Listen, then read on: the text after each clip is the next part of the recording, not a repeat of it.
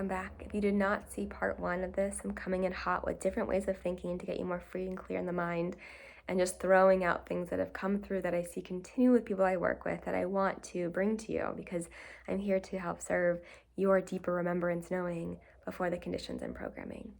So we're going to go from where we left off, but if you do not see part 1, you don't need to have seen that first, but I do recommend it if you want to pause and do that. But we're going to come in. We're going to come in with things, and again, you can take notes. You can just let it kind of come through, and I do recommend and invite you to write something below to comment about what has been useful, what is showing up, what things kind of maybe triggered or came to the surface. One, so I know what can better to serve you and share more about, but two, just to see where everyone's at here, because you are here for deep soul remembrance and growth, and I'm honored to be here with you in this space to do so.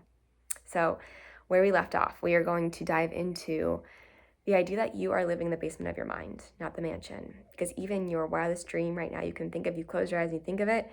What if you knew that that was the basement? You're like hanging out in a basement of a mansion, right? And so we get to continue to unravel these things, these programs, conditionings, to see the possibilities, the mansions of the mind as we go through this. And any labels that you're giving yourself, asking, is this useful? Because so many times, I'm this, I'm that, a doctor told me I'm this, or I've seen a bunch of reels, so I'm diagnosing myself with this. And I never say that it's bad to do that. It's more of just, is this useful? Is this serving me? And knowing that some people it is and some people it's not. So just continue to check in with that and notice, because sometimes that can stifle your growth and who you really are. Even things like with astrology and tests and quizzes and, oh, I'm this and that, I hear it all the time. And again, going, is this actually useful for me? Do I want to have an identity to anything or just continue to step into new ones? You get to decide. So with that being said, the I am is really powerful. And every day you're going around being like, yeah, I am anxious. I am this. This is just the way I am. That's powerful. We talked about last time, your words are your wand.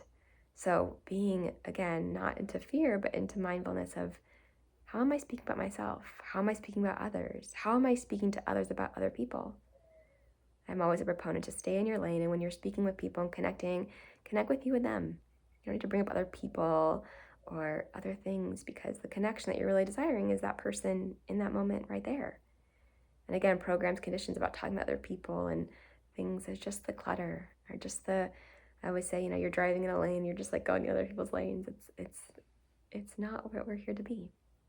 So maybe next time you're talking with someone, just talking between you and them, about you and them, and seeing how that feels. And it's a muscle, so be gentle, because it is a definitely huge program to gossip, drama, but once you shift it, it's actually pretty easy to do. Again, it's a muscle we work.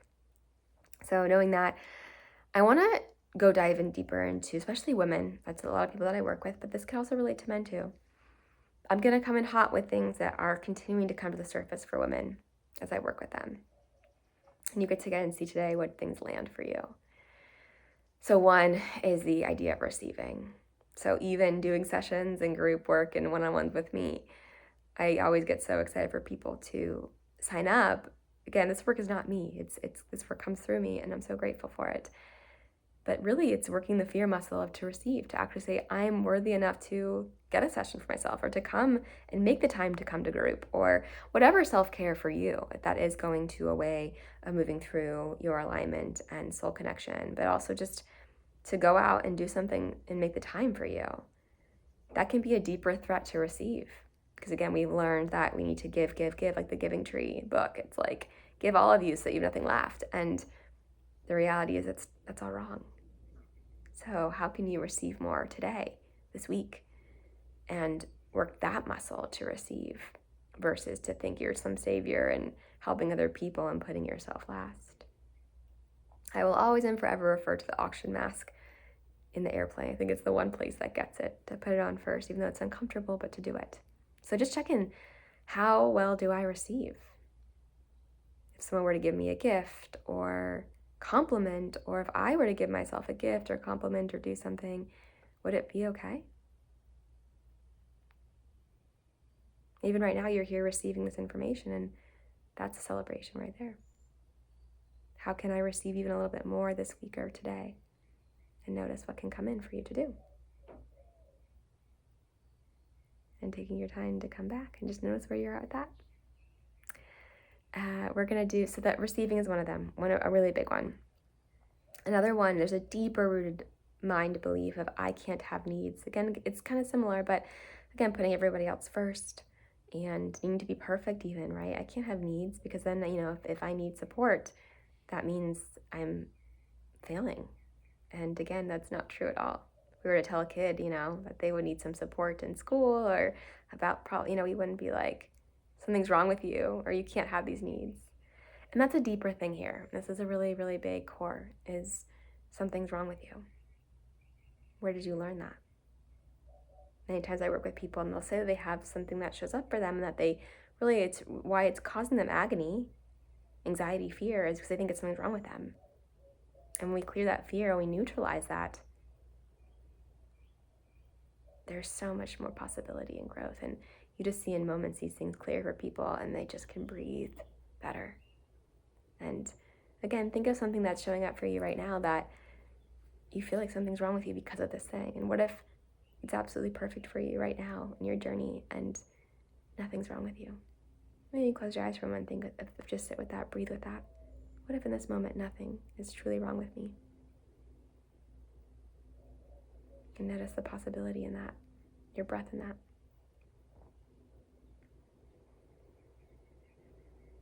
And just sit with that for a moment.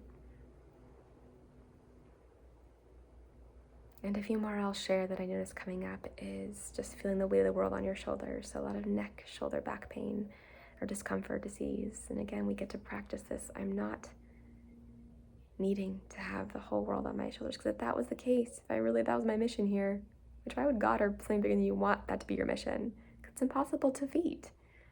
So realizing that's impossible to have the weight on your shoulders. It's impossible to save the world. You get to save yourself first and then see what you're inspired to do, what you're ignited and enlightened to do from there.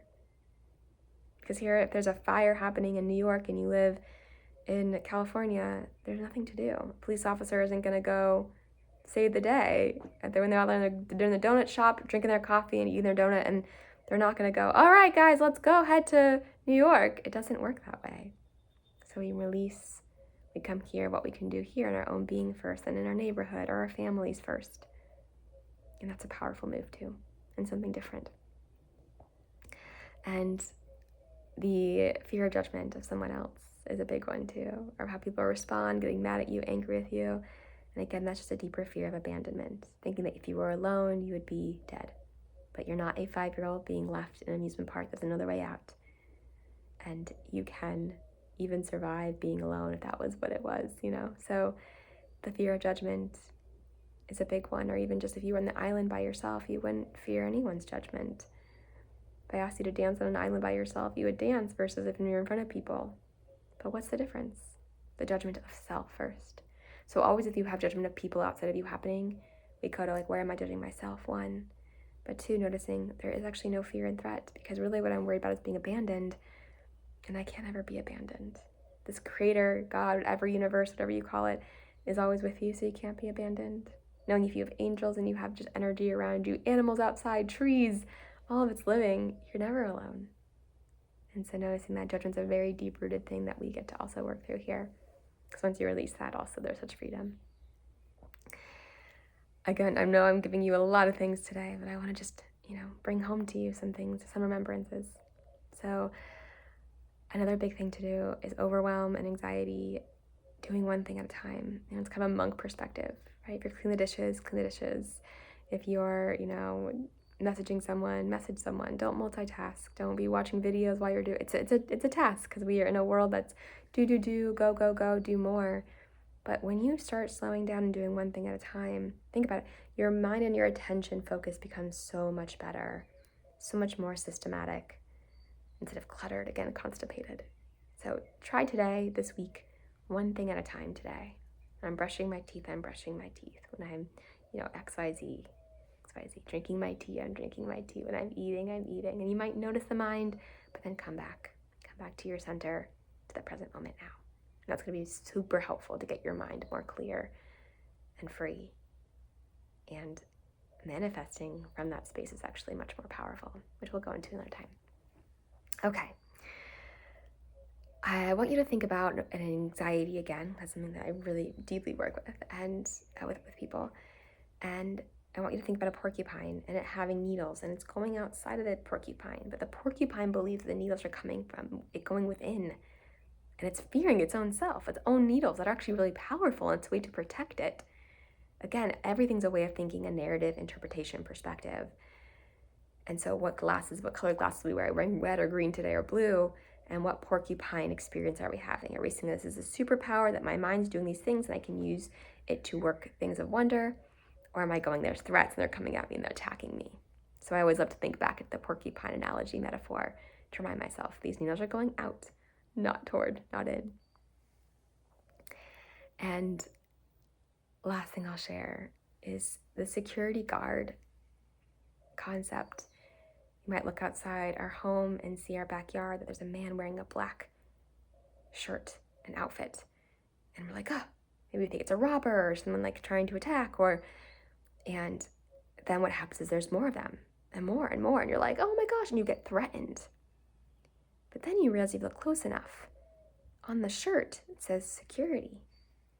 But actually, it's security guard. So again, it's all this interpretation. Our minds are perceiving threats. It's just trying to be a security guard for us versus these robbers or intruders. Something to also dance with as well. All right, I might make this a part 3 because I know I'm giving a lot. So I will stop there. Again, share below what things came up to the surface for you that we're releasing or realizing, and what are you going to take away? What are you going to do this week to bring more of you back, the remembrance? And I'll see you next time for part 3.